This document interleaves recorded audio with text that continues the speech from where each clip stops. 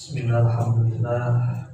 Allahumma sholli ala sayyidina Muhammadin wa alihi wa sahbihi wal khatimi liman sabaq nasiril haqqi bil haqq wal hadi ila siratikal mustaqim wa ala alihi haqqa qadrihi wa miqdarihi al-azim. Hadirin mukarramin, para alim, para ulama, asatidz wal asatidzah, habaib wal habaibat, semua ahli istighosah pada malam hari ini, wabil khusus Sahibul Jabiyah Wabilah Haji Muhammad Awal Kaya beserta keluarga dan seluruh karyawannya. Alhamdulillah wa syukru ala ni'amillah. Pada malam hari ini Allah mengumpulkan kita untuk istiqomah berdoa bersama. Istiqomah berdoa bersama dengan istighosah. Mudah-mudahan apapun segala kesulitan yang sedang kita hadapi, Allah berikan jalan keluar.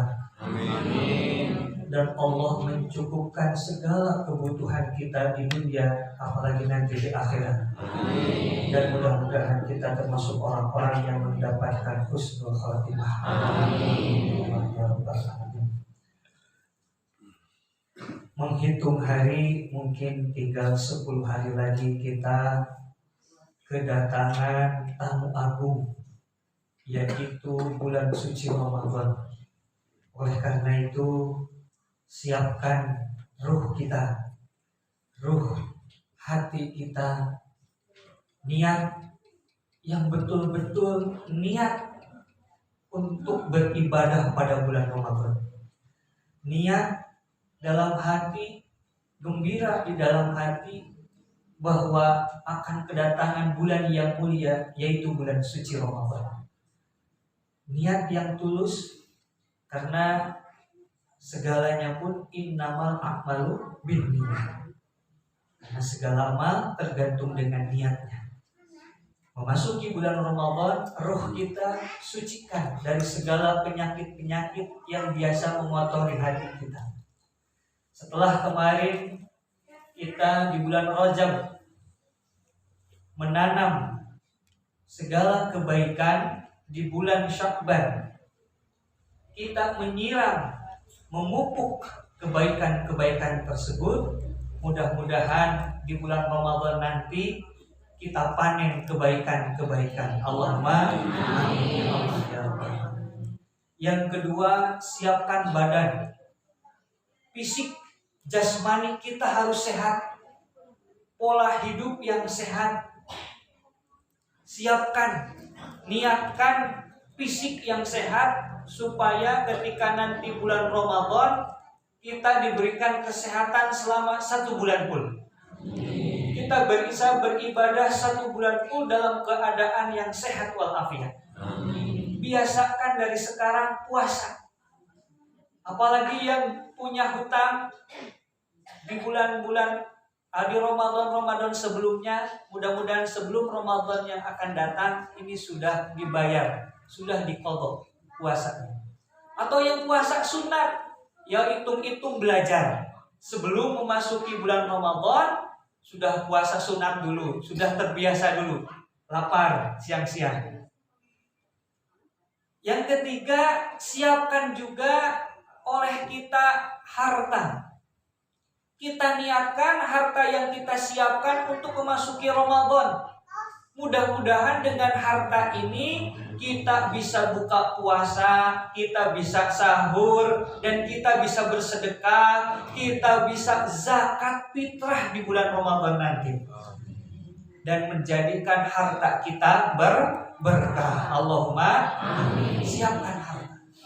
Dan yang tak kalah penting memasuki bulan Ramadan adalah menyiapkan fikriyah kita, keilmuan kita. Karena kalau beramal tanpa ilmu maka akan tertolak.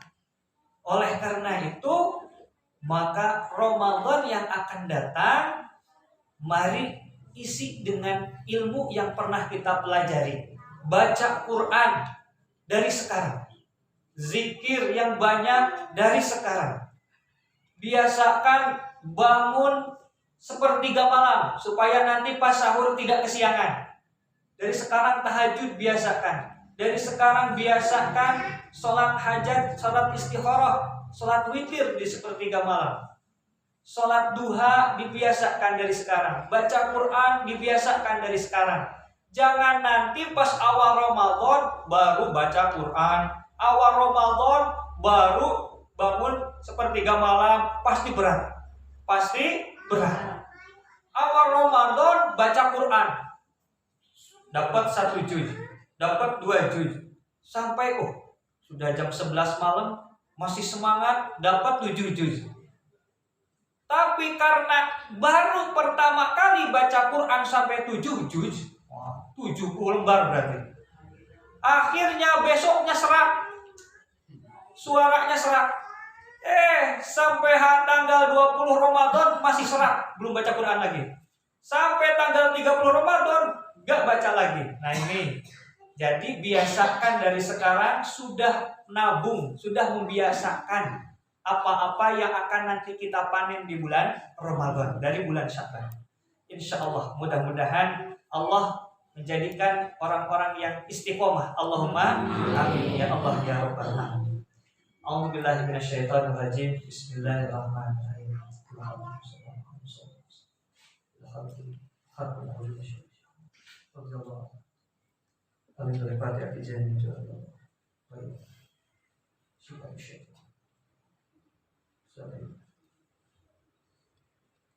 Al-Fatihah. A'udzubillahi minasyaitonir rajim. Bismillahirrahmanirrahim. Alhamdulillahirabbil alamin. Arrahmanir rahim. Maliki yaumiddin.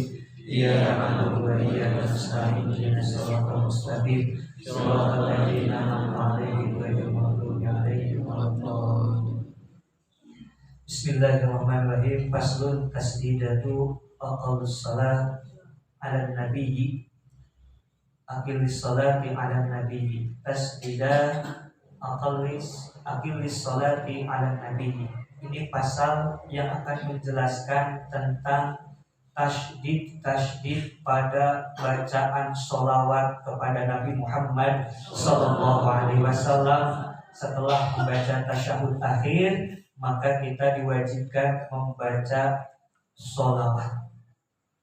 Sholawat ini menjadi rukun qauli, rukun yang harus diucapkan dan harus terdengar oleh minimal telinga kita. Bagaimana bacaannya? Allahumma alal lami wal mimi. Di atas lam dan mim. Tahan. Allahumma.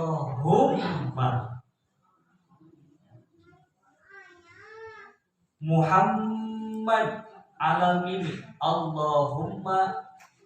Allahumma sholli. Yang kedua sholli alal lami. Yang kedua sholli di atas lam. Sholli, lamnya ditahan. Sholli ala Muhammadin, di atas mim. Ala mimi. Muhammadin. Ada yang baca Muhammadin, berarti mimnya kurang 1. Karena aslinya mimnya itu 2, hanya diganti menjadi tasdid. Tulisan mimnya 1, tetapi di atasnya ada tasdid. Muhammad. Allahumma sholli ala Muhammad. Itu paling sedikitnya bacaan sholawat. Jadi bacaan sholawat yang paling sedikit itu yang wajib hanya Allahumma sholli ala Muhammad. Boleh juga diganti dengan Allahumma sholli ala Rasul atau sallallahu ala Muhammad. Boleh sebetulnya, tetapi yang paling afdal adalah Allahumma sholli ala Muhammad. Tetapi karena kita mempunyai adab kepada Nabi Muhammad sallallahu alaihi wasallam, maka di sini diterangkan di dalam syarahnya memakai Sayyidina Muhammad, karena adab itu lebih tinggi. Karena adab kita kepada Kanjeng Nabi Muhammad sallallahu alaihi wasallam. Pada tasyahud awal cukup sampai Allahumma sholli ala Sayyidina Muhammad. dan tidak disunatkan untuk melebihkan. Dilebih-lebihkan, dibaca lagi sholawat yang lainnya, tidak. Malah makruh. Tetapi sebaliknya pada tahiyat akhir itu disunatkan, yaitu dengan membaca sholawat Ibrahimiyah yang biasa kita baca, Allahumma sholli ala sayyidina Muhammad wa ala ali sayyidina Muhammad kama shollaita ala sayyidina Ibrahim wa ala ali sayyidina Ibrahim wa barik ala sayyidina Muhammad wa ala ali sayyidina Muhammad kama barakta ala sayyidina Ibrahim wa ala ali sayyidina Ibrahim fil alamin innaka Hamidum Majid.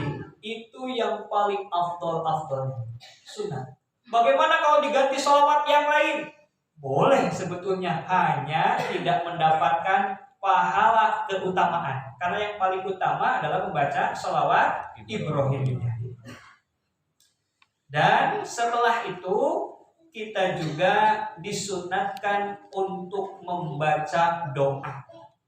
Doanya yang paling dianjurkan adalah doa Allahumma inni a'udzubika min adzabil qabri wa min adzabin nar wa min fitnatil mahya wa mamati wa min fitnatil masihid dajjal. Itu doa yang disunatkan, dan doa-doa yang lain boleh sebelum membaca salam ketika tahiyat akhir atau tasyahud akhir. Maksud Allahumma sholli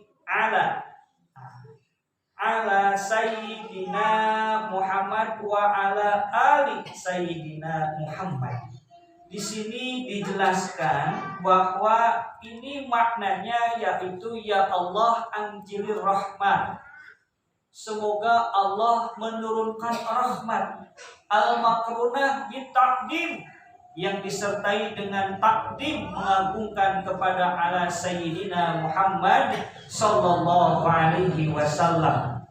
Jadi yang dimaksud dengan sholawat Allahumma sholli itu artinya kita mengagungkan Nabi Muhammad sallallahu alaihi wasallam, dan mudah-mudahan dengan sholawat tersebut kita mendapatkan rahmat. Ali di sini maksudnya adalah keluarganya Kanjeng Nabi. Tetapi maknanya luas.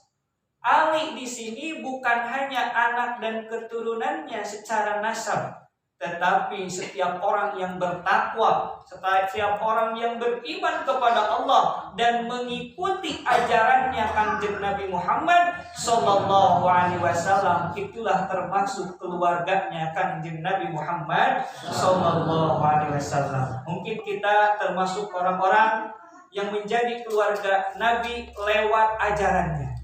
Ada yang lewat darahnya yang nasabnya, dan kita mudah-mudahan lewat ajarannya yang istiqomah. Allahumma amin ya Allah ya rabbal alamin. Selanjutnya faslun aqallus salam, paling sedikitnya membaca salam. Ini kita selesaikan saja untuk rukun salat ini. Assalamualaikum. Jadi paling sedikitnya salam itu adalah lafaz assalamualaikum. Tasdidus salam yaitu pada alas sini. Tasdidnya assalam itu di atas sin. Assalamualaikum. Jadi ketika nanti ada orang Sunda assalamualaikum, sinnya kurang tasdid. Sinnya kurang tasdid. Assalamualaikum. Nah, itu yang paling akal, yang paling sedikit. Bagaimana yang afdolnya? Yang sunatnya adalah ditambahi assalamualaikum warahmatullah. Nah, kalau wabarakatuh itu untuk mayit. Jadi tidak disunatkan pakai wabarakatuh, tidak disunatkan. Hanya cukup sampai assalamualaikum warahmatullah dalam sholat biasa, kecuali sholat jenazah. Sholat jenazah pakai wabarakatuh. Bagaimana kalau assalamualaikum saja? Sah, itu juga. Bagaimana ketika assalamualaikum yang pertama imam masih baca, tapi pas assalamualaikum yang kedua imam udah nggak baca lagi tuh.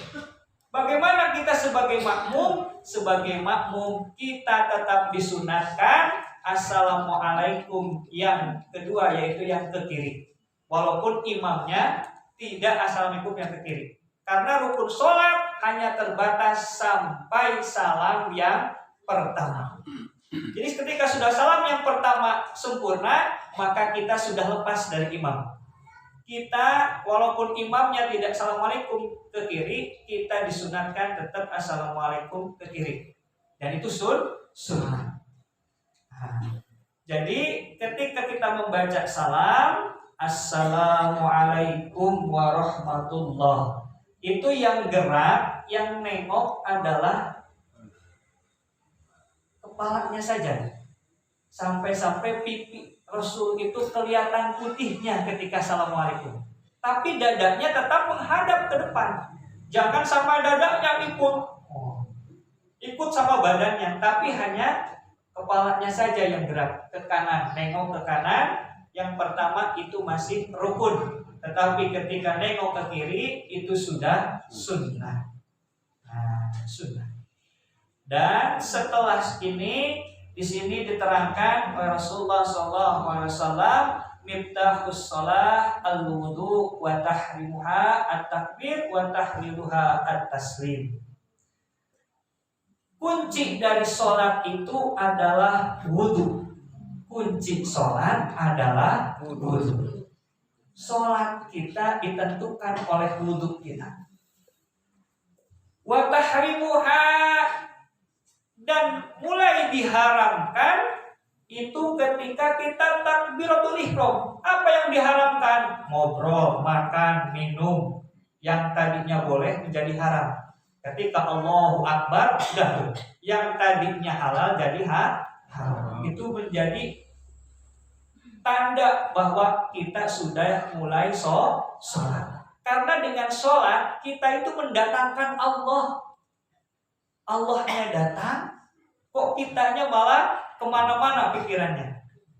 Tapi lumayanlah, kalau rukunnya sudah sempurna, ya tinggal nanti bagaimana kita ruhnya pun merasa sedang sholat. Selanjutnya wa tahliluha at-taslim, dan taslim, salam itu menghalalkan kembali apa-apa yang tadi sudah diharamkan. Ketika assalamualaikum warahmatullah, boleh makan lagi, boleh minum lagi, boleh ngobrol lagi, boleh melakukan aktivitas apapun lagi. Itu jadi salam adalah tanda bahwa sholat sudah berakhir. Setelah salam disunatkan, di sini dijelaskan bahwa disunatkan kita untuk berzikir, mengingat Allah, berzikir. Jangan sampai beres sholat, Waalaikumsalam, leos, ya. Tapi betul-betul dipakai untuk berzikir. Kenapa? Karena pada saat itulah waktu yang paling mustajab. Waktu yang paling mustajab adalah doa zikir setelah sholat. Itu termasuk doa yang mustajab. Setelah zikir baru kita doa. Dan ketika kaki imam masih tahiyatul akhir, ketika kaki imam masih tasyahud akhir, kita yang jadi makmum tidak boleh berubah, apalagi kabur dari masjid kalau kaki imam belum berubah. Berarti imamnya harus ngerti nih. Takutnya makmumnya banyak yang pedagang, makmumnya mungkin banyak yang lagi mau pare gitu kan, atau apalah ya. Nah, itu nanti imamnya harus ngerti. Imamnya harus robah cara duduk dari tasyahud akhir. Mau itu sila, mau itu menghadap kanan, menghadap depan, atau menghadap ke jamaah. itu nanti untuk supaya makmum bisa merubah kaki atau mau kemana, mau sunat, mau zikir, mau baca Quran, mau yang lainnya sudah boleh. Tapi kalau imam belum merubah kaki dari tasyahud akhir, sebaiknya makmum nggak boleh bergerak dulu. Makmum tidak boleh bergerak terlebih dahulu. Nah, biasanya kalau sholat Jumat itu imam disunatkan tidak merubah kaki dari tahiyat akhir. Supaya apa? Zikir dulu semuanya. Supaya nggak ada yang kabur terlebih dahulu ini. Biasanya assalamualaikum bur gitu kan. Nah, supaya tidak itu. Tapi ya memang udah kebiasaannya kabur. Ya assalamualaikum leos. Nah, ini harus ngerti karena kita semuanya belajar. Jadi sebelum imam berubah kakinya berarti imam mengajak kita untuk zikir. Dan kalau sholatnya sendirian, zikirnya gak usah keras-keras, kedengaran telinga kita saja. Tapi kalau jadi imam berjamaah, disunnahkan imam itu zikirnya dikeraskan supaya menjadi taklim, menjadi pelajaran, menjadi pendidikan untuk makmum yang belum bisa berzikir. Jadi boleh zikir suaranya dikeraskan seperti itu. Itu ya. Jadi setelah itu berdoa kepada Allah, zikirnya setelah sholat di sini pun diajarkan dari mulai la ilaha illallah la syarikalah lahul mulku wa lahul hamdu yuhyi wa yumiitu wa huwa ala kulli syai'in qadir. Allahumma la mani'a lima a'taita wa la mulika lima mana'ta wa la radda lima yang mudah. Jelaskan di sini. Ada juga di sini Allahumma antas salam wa minkas salam wa ilaika ya'udus salam. Ini diajarkan oleh Syekh Nawawi Al-Bantani supaya zikir setelah sholat ini menjadi kebiasaan. Menjadi kebiasaan, jangan ditinggalkan.